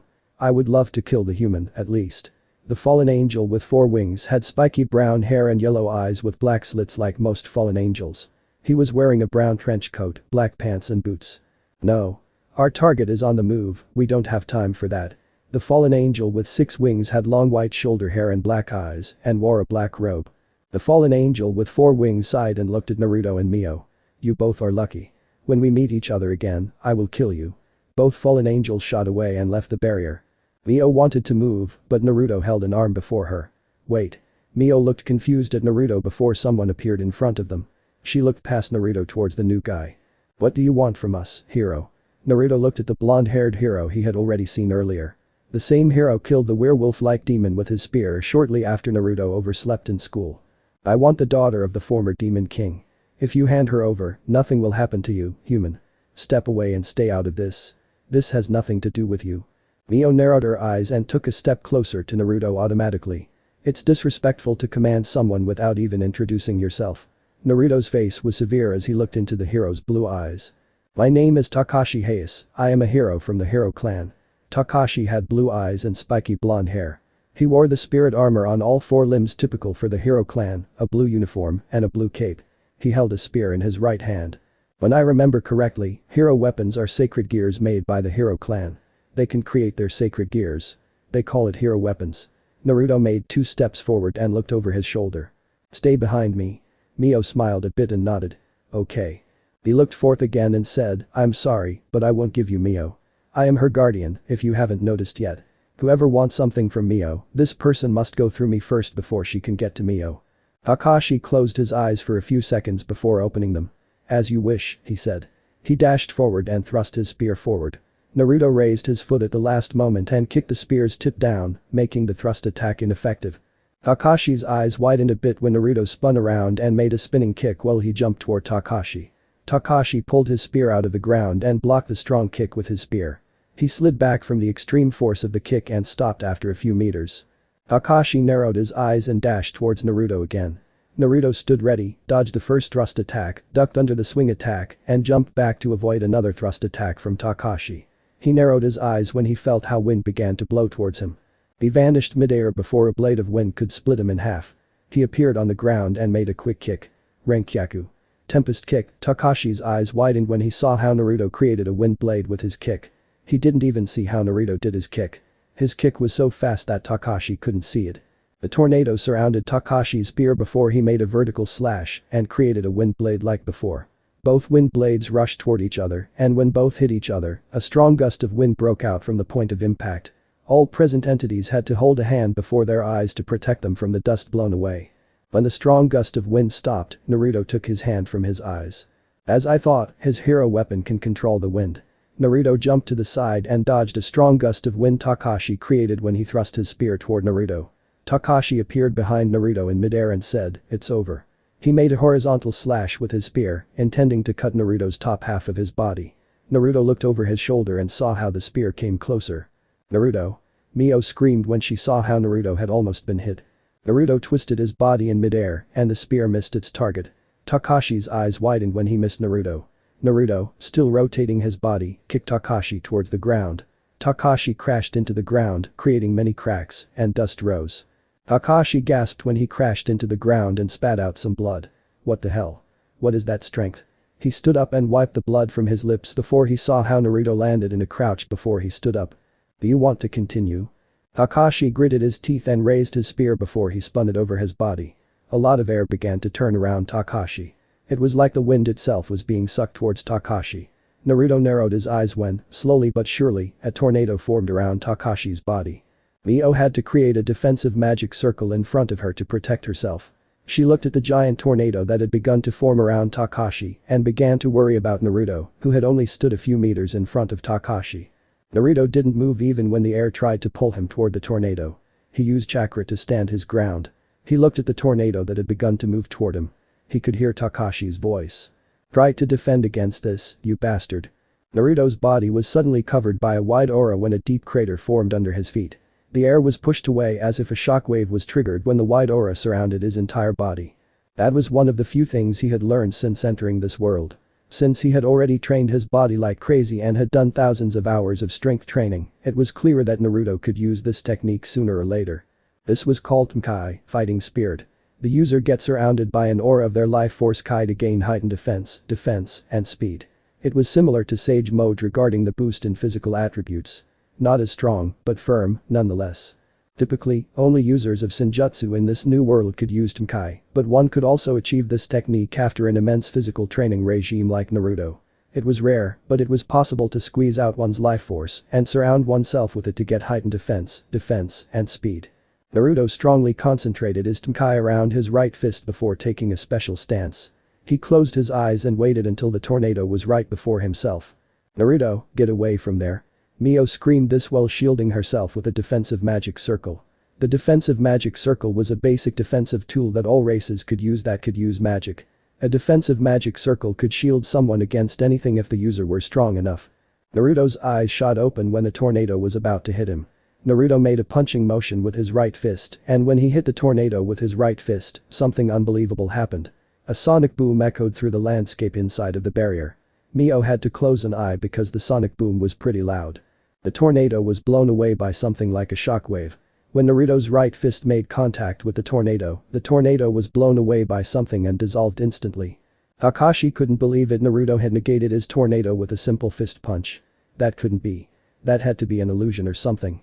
That was simply impossible. What are you?" screamed Takashi frustrated. Naruto's wide aura vanished around his body, signalizing that he had cancelled his Tenkai. Even before he came into this world, Naruto achieved something that was said to be impossible. Even when he was 14 years old in the elemental nations, he could unleash blasts of air pressure with a fist punch. He used this ability, combined with a boost from Tenkai, to unleash a strong blast of air pressure, which blew the tornado away. Since the blast of air pressure was so strong, a sonic boom was created simultaneously. "Can't you tell?" Naruto walked towards Takashi with menacing eyes. "I am an angered man because you threatened something he holds dear. I asked if you wanted to continue. You should have said you wanted to stop, but now there is no going back for you, Takashi Hayes." Takashi's eyes widened when Naruto wasn't there anymore. It was like Naruto was deleted from existence. Before he could even react, an uppercut crashed into his chin before he got kicked onto his shoulder. A kick crashed into his face and sent him flying. He shot away and crashed through 4 building walls. Naruto placed his foot on the ground again and walked towards Mio. "Everything alright, Mio?" "Yes, thank you." Mio could only look at him in awe. She never thought that Naruto was so strong. It was simply amazing how strong he was. He had countered a massive tornado with a fist punch. That was majestic in Mio's eyes. The way the wide aura pulsated around him while he waited for the enormous tornado to get close enough to him to punch the tornado and negate it. "I am glad." Naruto smiled gently at Mio. "Let's go. I think we are done here." "Is the hero dead?" "No. He isn't dead. A hero won't die from something like that even when he isn't that strong like Basara or Yuki. A hero still has high endurance and strength. They are humans with special abilities. Naruto looked over his shoulder when Takashi appeared with a green aura pulsating around him with an angry face. You are wrong. I am stronger than those two. I am the strongest hero, and I will kill the daughter of the former demon kind. He spun his spear around before he went into a fighting pose. Wait a bit more, this will be over soon. Naruto smiled at Mio, and she nodded in response. Naruto turned around and walked a bit away from Mio before he stopped. As you wish, Takashi Hayes. I thought the little beating I gave you would be enough, but I was wrong. His gentle eyes became like a never-ending blizzard. I hope you are ready for what is about to come. Takashi looked at Naruto with wide eyes when he felt that massive killing intent piercing his entire body and being. He saw his ice-cold eyes. He bit his tongue and became even angrier. Do you think that will stop me? He wanted to charge at Naruto, but someone appeared before Takashi. Here you are. Takashi's anger vanished when he saw the person before him. I thought you were already in our current HQ, but I was wrong. Shiba. Shiba was a tall, well-built young man in his 20s with long brown hair tied with red ribbons. He was dressed in the main combat uniform of the hero clan. He looked towards Naruto and bowed a little. I must apologize for my comrade. He attacked you and Mionares without any reason. He looked Naruto in the eyes and said, I hope we can settle this peacefully for now. I would rather not go against my orders. And your orders are? Naruto stood before Mio and shielded her in case this Shiba tried to attack her. I am only an observer. I only ensure that a few people don't do something stupid as Takashi did by challenging you. Shiba opened his eyes a bit and Naruto narrowed them. Those are demon eyes. This hero is not a normal one. I would appreciate it if you would just let us go because I would rather not fight and kill you. Shiba smiled and Naruto remained silent before he closed his eyes and said, go. I will forget that this happened for now. You're too kind. I wish you and Mionares a wonderful day. He raised his hand and held a finger over his head. A strong pulse of energy emitted from his finger and shattered the barrier. The two heroes vanished when the barrier shattered. Naruto and Mio were now surrounded by humans again. Naruto looked at the spot where Shiba and Takashi vanished. This Shiba will be trouble in the future. I can already tell. He sighed and smiled when Mio said his name. Everything is alright, Mio. Really? Mio was still worried about Naruto. Naruto smiled gently at Mio and nodded. Yes. I promise you, everything is okay. This time around, no one else tried to stop them. After about 40 minutes of walking and talking about general things, Mio could see the massive mansion everyone knew on the outskirts of Tokyo. No one knew who lived there, but the person had to be wealthy because the giant mansion was big enough to house more than 4 families. What are we doing here, Naruto? We are walking towards the massive mansion behind the wall over there. She mentioned the wall that surrounded the entire estate where the mansion stood. Oh, haven't I told you? Naruto and Mio were almost at the giant double gates that lead towards the mansion and giant garden from the estate. One of the 2 giant double gates was opened and Sebas walked out before he stopped before Naruto and Mio. Welcome back, my lord. Sebas bowed once while he welcomed Naruto back. Naruto smiled at Sebas. I am back, Sebas. When she realized what was going on, Mio had wide eyes. Naruto was living in this giant mansion. She looked at Naruto with awe, unsure what to think or say. Naruto looked at Mio and said, I am living here. This is my home, you will also live here from now on. What? Mio looked at Naruto in disbelief. Naruto chuckled at the reaction. He expected such a reaction from Mio, since no one knew he lived here, not even the school knew his address. If it were common knowledge that Naruto lived here, many girls his age and even older women would try to get on his good side and he wouldn't have any free time. Let's go inside. Naruto walked into the estate before Sebas followed him. Close behind him walked Mio. An excellent garden surrounded the entire mansion. Another building in the same style was even connected to the main building where Naruto and Sebas lived. The building attached to the mansion was a dojo where Naruto trained. Mio could only wonder who made this garden as beautiful as it was. Everywhere were bushes, beautiful flowers, and even a few trees along the wall to deliver natural protection. Sebas opened the massive door from the mansion and let Naruto and Mio inside. Mio could see many beautiful paintings from beautiful landscapes on the walls. Even the inside of the mansion is like a temple. She looked at the beautiful photographs and saw a painting from a village surrounded by forest and a wall at the edge of a massive rock formation. She looked at the name written on the bottom left of the painting. Konohagakure, the village hidden in the leaves. She never really cared about paintings or pictures, but every painting she saw was beautiful. A giant living area was revealed when Naruto opened one of the many sliding doors. Mio walked inside and saw 2 big black couches with a table between them, some glasses on the table, and a bottle of sake. On a beautiful carpet stood an ancient-looking TV table with a massive TV. 3 cabinets with books, glasses, and other things also stood in the large living area. There was also a sliding door towards the garden. Mio and Naruto sat on the couch while Sebas waited beside the sofa. You certainly have some questions regarding how I can afford such a huge home and even have a personal butler, right? Mio shook her head. No. Naruto raised his eyebrow at that statement. I was a bit overwhelmed, but I came to terms with it. I am just glad that you accepted my selfish request and that I have an ally I can trust. I wanted nothing more and you gave me everything I wanted. Naruto remained silent while Mio told him, I think you are incredible. She smiled unsure at him. I am lucky that you protect me and let me live here. Many would give everything they have to be in my current position. Please don't be mistaken, Lady Naruto. Mio looked surprised at Sebas. She flinched for a second when she saw his serious face. Naruto's sweat dropped when he saw her reaction to Sebas' gaze. It was the usual gaze he had always had. He always looked so serious, as if he would kill someone, but that was simply his normal look. Lord Naruto wouldn't help anyone just like that. He only helps someone because he has his reasons. It doesn't matter what the person has or who the person is. He decides to help. Lord Naruto is a truly kind person who would do anything for the person he decides to protect. You don't need to worry about little things like lacking money or not being strong enough. Lord Naruto doesn't care about such things. When she heard all of that, Mio had wide eyes. After Sebas' speech, Naruto smiled at Mio. Don't worry, Mio. I am your guardian and will be at your side as long as I need to be and as long as you wish. I promise to protect you no matter what, so don't worry. You can come to me when you have things you need to talk about. Mio held both hands to her mouth and got tears in her eyes. She had already heard that, but hearing these words again lifted a massive burden off her shoulders. She felt like she could breathe freely without worrying about what would happen in an hour. Mio threw herself at Naruto and began to cry. It was at first relief, but after she realized that she could let go because she was beside Naruto, someone who would protect her, she couldn't hold it in anymore. She couldn't even say why it was like that.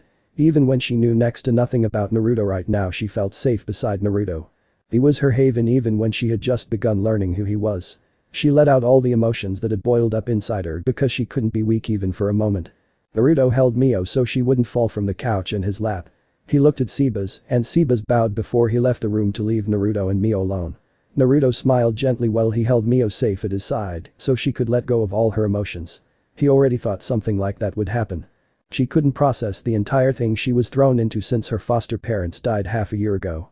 It was good that it happened initially so she wouldn't have to deal with this her entire life.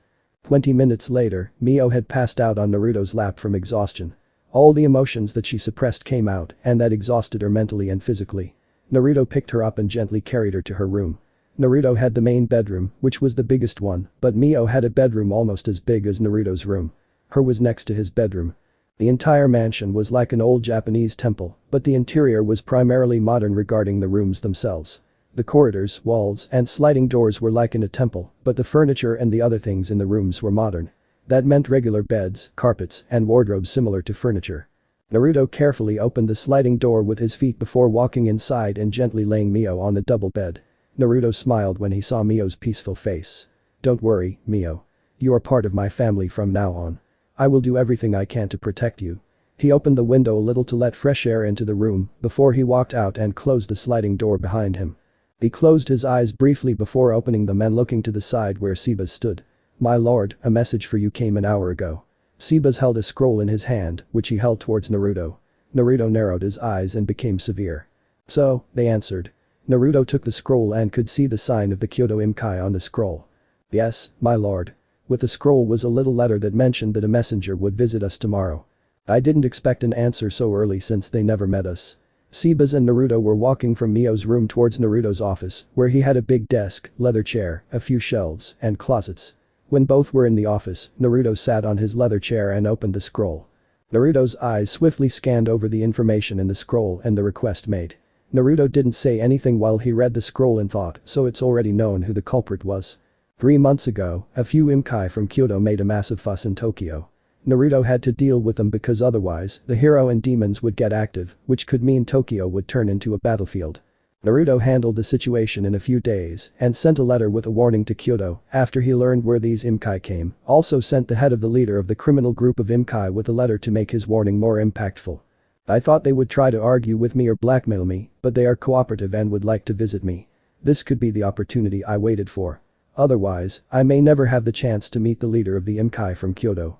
Naruto looked over the last part again, where particular information was described. He narrowed his eyes at this information and closed the scroll before he closed his eyes. I guess this is the best I can get for now. He opened his eyes and opened a drawer before placing the scroll inside the drawer. Sebas, please go and look after the barrier again. I have the feeling we will be visited soon by someone. He only remembered the two fallen angels before Takashi appeared and challenged him to a fight. The fallen angels would have no chance against Naruto and Sebas, but they could kill Mio because she had only known her powers for half a year. She was nowhere strong enough to defend herself so far against those enemies. She needed training and guidance to become stronger. There would also be the succubus that was with her. I feel the little succubus isn't Mio's ally. I will have to wait and see. Sebas bowed. It will be done, my lord. He left the room to look after the barrier. Naruto stood up and walked from his office into the garden. He went around the mansion a bit before he came to a large cherry blossom tree. The cherry blossom tree split into two tree trunks, and in the middle was a platform where a single person could sit. Naruto jumped up on the split tree and sat down while he looked up into the sky. It was one of his favorite places to relax and think about things. Naruto frowned when he had to tilt his head to the side to dodge the punch. The fist of Sebas missed Naruto's head and unleashed a little shockwave that crashed into the barrier of the dojo. The room shook a bit while Naruto and Sebas vanished from their previous spot and appeared midair, exchanging blows at high speed. Around both of them pulsated their Tenkai. Sebas was the one who showed Naruto how to learn Tenkai, since Sebas was a user of Kai life force. He was a physical martial artist who was a specialist in close combat and used Kai in a fight to boost his physical strength. He could also heal others with Kai, sense the aura from others, hide his aura, and hypnotize someone when they have a weak mind. He was a Kai master or, in other words, a master in using life force. He was strong, capable of challenging ultimate class demons. He wasn't even a human, he was a dragon in the form of a human. His only dragon features were his hidden pointy ears and slit pupils, but he hid them with his abilities. He could fly even when he didn't have wings like normal dragons, but couldn't use fire since he was a particular case. He was created as a butler with the ability to use Kai life force instead of the typical dragon abilities like control over fire. But that wasn't necessary since Sebas was strong enough anyway. Not many could challenge him when he would get serious. Even angels and fallen angels with 10 wings had no chance against Sebas. Only those with 12 wings had a chance. Naruto and Sebas were sparring right now to train. Since Naruto was also a close combat specialist in most cases, Sebas was the perfect sparring partner to train and fight. He would never get rusty anytime soon, as long as he stayed with Sebas at this high level he was doing.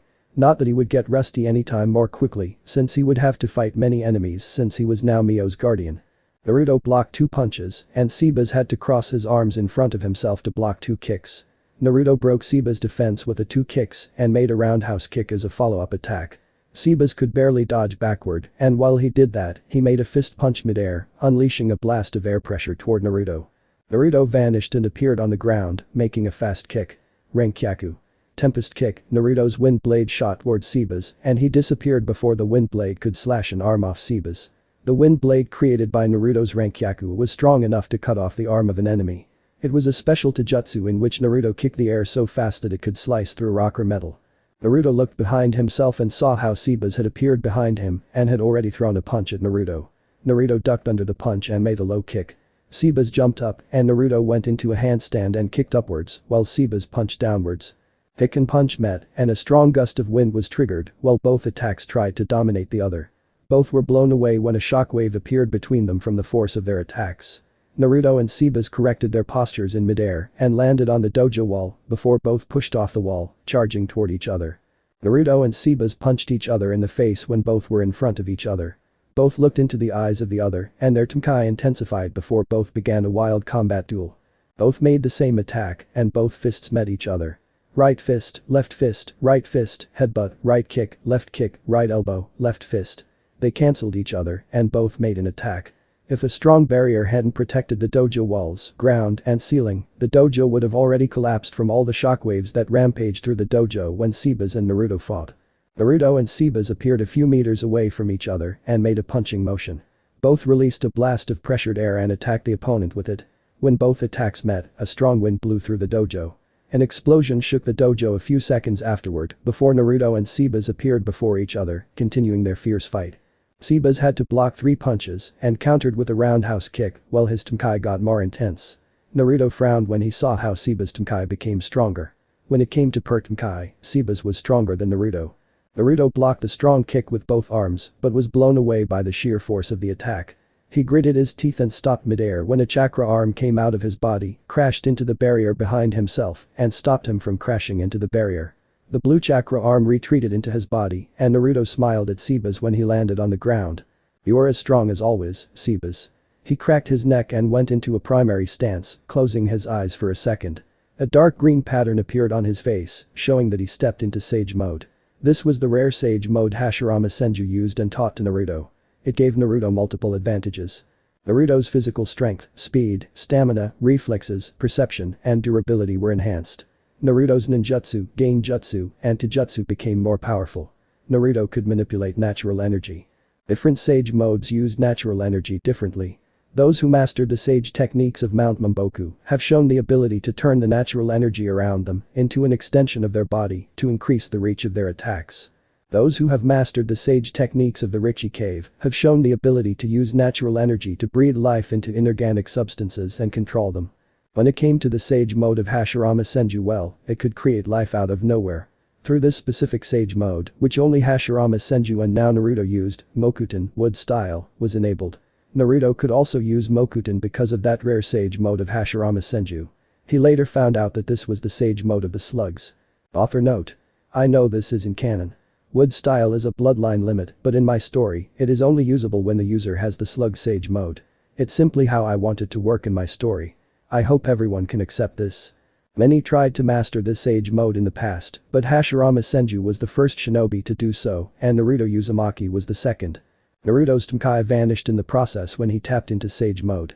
He didn't know why, but every time he used Sage mode or another energy, his Tenkai disappeared, but that wasn't the problem, since he was far stronger in Sage mode than when he used Tenkai. Someone could tell that Naruto has different stages of power. His base stage was where he used nothing to boost his abilities. The first stage would be where he used Tenkai, the second would be where he used Sage mode, and the third and last one was where he used exceptional and dangerous energy, where his abilities were boosted to new heights, far exceeding the boost of Sage mode. Before Naruto and Sebas could continue their fight, Naruto straightened up and locked to the side. He sensed someone outside of the mansion walls. Sebas saw how his lord's attention was caught by something when he tapped into Sage mode. He walked towards Naruto and asked, "Is something wrong, my lord?" Sebas can sense the aura from others, but wasn't as good as Naruto when he was in Sage mode. "Someone is watching the mansion. I would say we fought enough for today and stop." Naruto walked towards the exit of the dojo, and Sebas followed Naruto. Naruto deactivated the barrier when he touched the wall, and a seal lit up for a second. "I will shower. Could you look after Mio?" "It will be done, my lord." Outside the mansion wall sat a white cat who tried to see something, but couldn't because the wall and the trees directly behind it were too high. The white cat meowed once and ran down the tree before it vanished in smoke. "So, you couldn't find out anything?" Rias Gremory sat on a couch in the living area. She and her peers lived in a mansion on the other side of Tokyo. But the mansion they were living in was modern and huge. Her father let that mansion be built for Rias and her peers in a single night. Not that this was impossible for the supernatural world. Even building an entire castle would not take longer than 30 hours. No. A barrier prevented my familiar from overcoming the wall surrounding the Naruto Uzumaki mansion. "I'm sorry, Butchum." Kaneko sat beside Rias on the couch and ate some sweets while she reported back to her Butchum. "Don't worry, Kaneko, we all knew that Naruto Uzumaki was special. Now we know that he knows of the supernatural world since he can create barriers preventing others from coming inside." Rias took a sip from the tea she was drinking while she talked with Kaneko and someone else.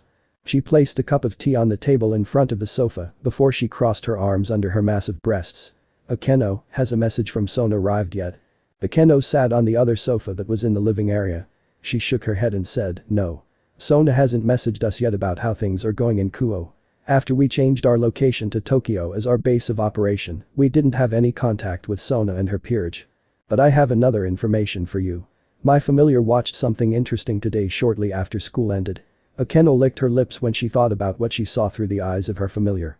The fight between Naruto and this hero was intense. The way Naruto had beaten Takashi was satisfying for Akeno. Not many knew it, but Akeno had a highly sadistic side in battle and didn't show any mercy or remorse towards the enemy she slays, casually keeping up her smiling elegant persona over an enemy's death and showing an expression of pleasure and lust upon delivering them pain. When she saw how Naruto beat Takashi, she felt pleasure even when it was messed up. You have my attention. Rias took another sip of her tea while she looked at Akeno. I familiar observed Naruto Uzumaki after school like you asked me to, and it seems that the daughter of the former Demon King of the Demon King faction got Naruto Uzumaki as guardian. That is indeed pretty interesting. I thought the Hero clan would take care of Mioneris. Rias didn't have anything against Mioneris, but the Demon Lord faction was a natural enemy of the Gremory clan. The Gremory clan was large enough to be watched as its faction.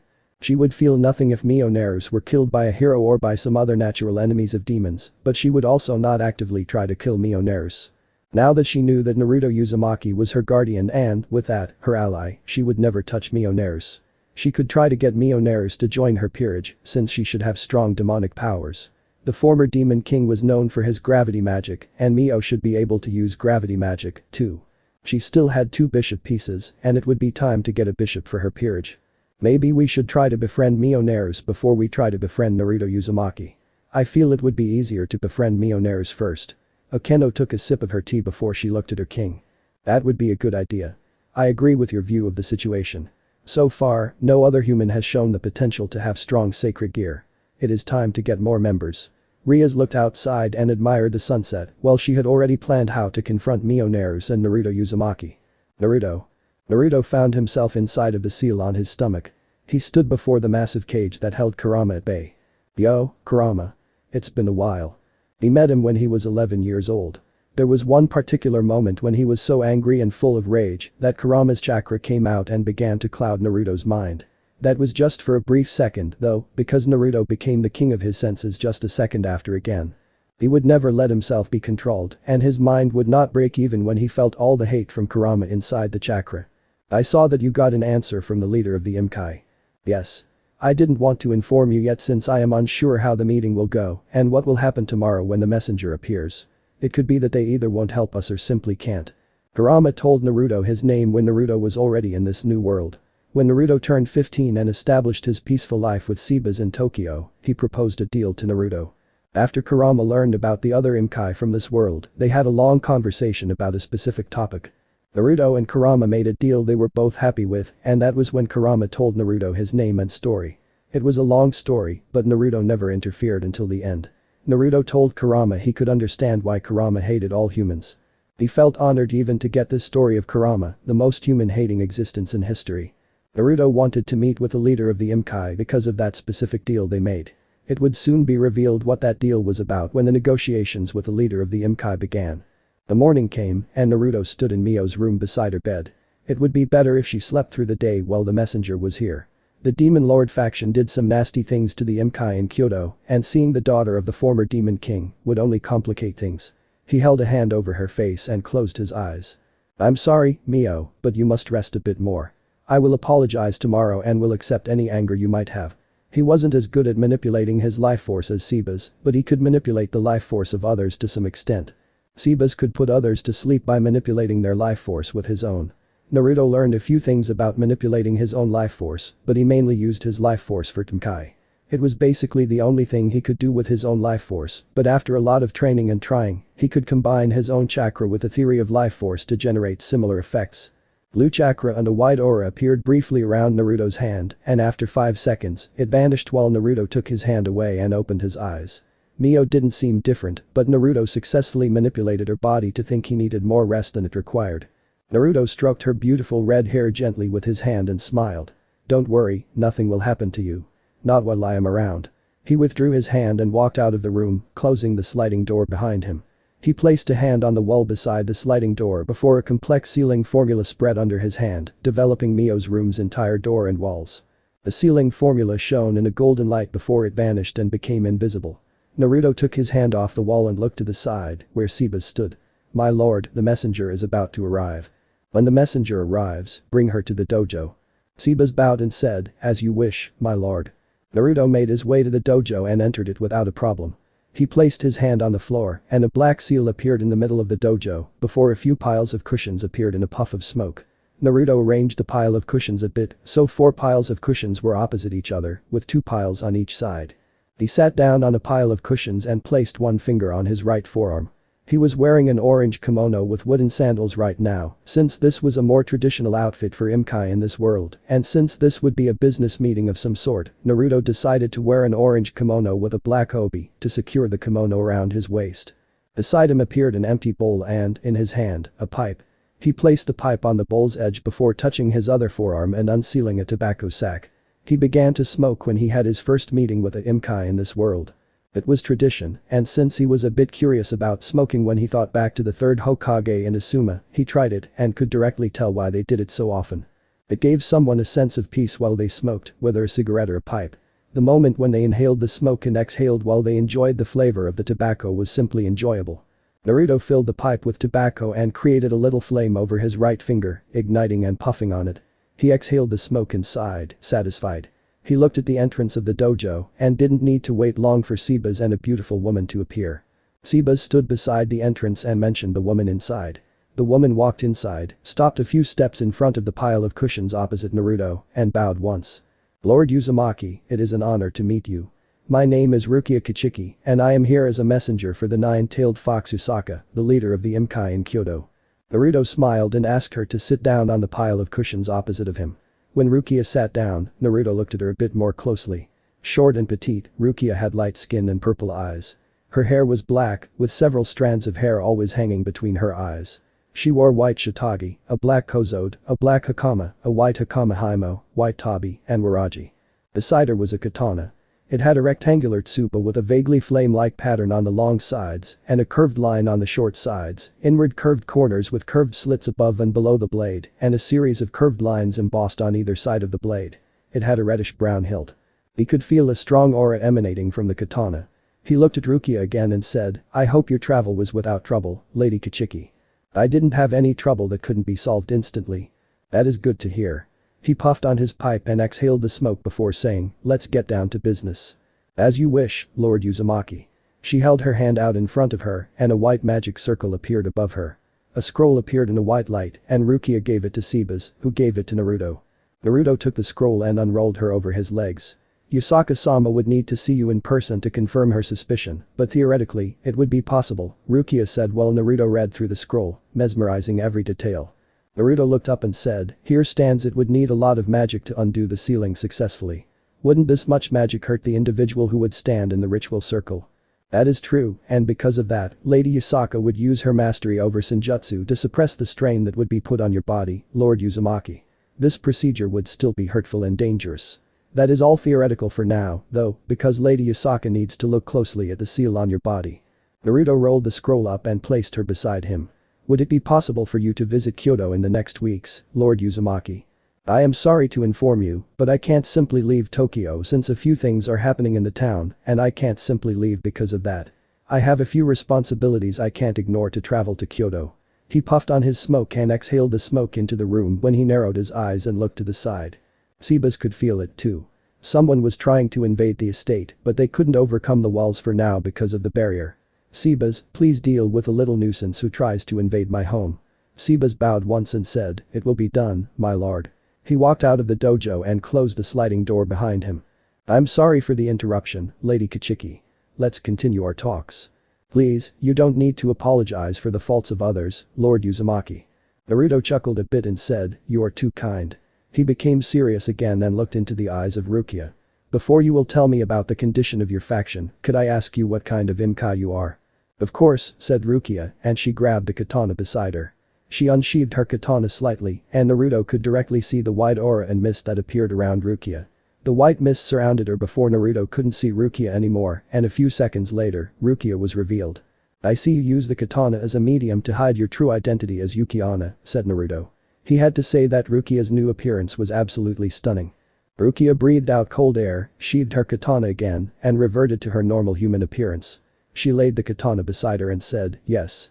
This is an artificial sacred gear that allows me to hide my true form. Let's continue with the conditions of your faction." It seems everything went really well. After 2 hours of talking, the negotiations were over and Naruto was inside his seal again and talking to Kurama. "Yes. We came to a solution, the Imkai of Kyoto, and I am satisfied with it. Since you are fulfilling your end of the deal, I will fulfill my end and begin. No rush, Kurama. A few weeks will still pass until Yasaka comes and visits. You have enough time for your preparation. Naruto smiled at the giant fox behind the bars of the cage. I am in no rush. After more than 100 years sealed in humans, I can wait a few weeks until I can finally set foot on the outside world again. Since you share your senses with me and I can see and hear everything you do, it's been pleasant inside you. Naruto smiled and said, I am glad we could communicate to survive until now. I am too, Naruto.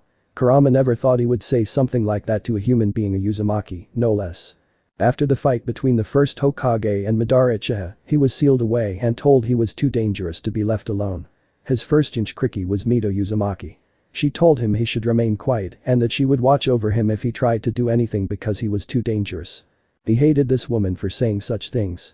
If it hadn't been for Madara Uchiha, Kurama would have never attacked the humans since he wanted to be left alone, but those shitty humans had to engage him in battle multiple times and try to tame him to use his powers. Ashina Uzumaki was the same when slightly different.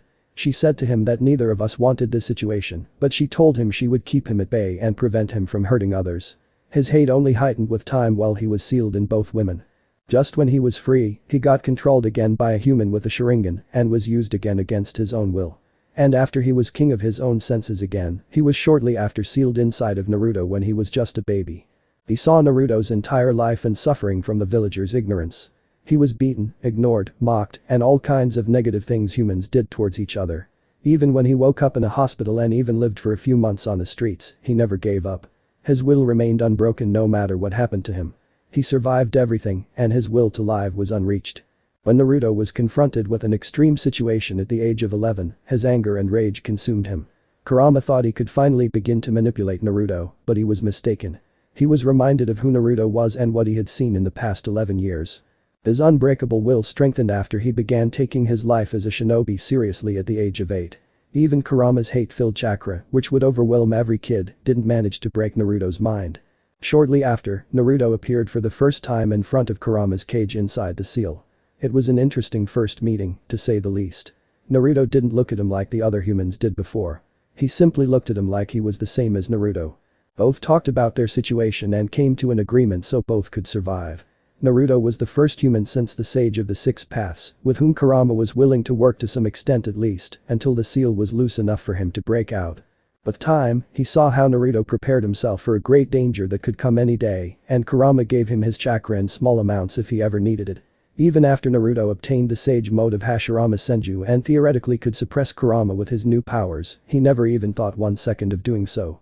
Naruto saw Kurama as someone he could relate to. When the time came, and Naruto had no choice but to use a special jutsu to defeat the great danger he had prepared for, he apologized to Kurama since he would die in the process, and Kurama would die with him. But to the surprise of both, they were thrown into this new world, and from that day onward, they could live peacefully. Both had a chance to get to know each other more, and after an entire year, Kurama and Naruto made the deal. I will go now since I need to clear something. I will come back later to continue our talk. Oh. I need to concentrate to fulfill my end of the deal. Naruto smiled, vanished from inside the seal, and opened his eyes in the dojo. He still sat on the pile of cushions and looked to the entrance. Rukia just walked into the dojo as if she knew Naruto would be available now. I spoke with Lady Asaka and she told me to remain in Tokyo for now. Naruto stood up and said, alright. I will organize something for you while you stay in Tokyo. He would normally say that she could stay here, but she was still a Imkai from Kyoto. When she would discover Mio, anything could happen. So far, she was very polite and respectful, but he didn't want to provoke a dangerous situation for Mio. He would speak with Rukia when he met her outside of his home when Mio was safe and sound inside the barrier and with Sebas at her side. So this part ends here. Alright, that's it for today's video guys. Let me know in the comments section how was the story, and also don't forget to like, share and subscribe. I will meet you in another video. Bye bye.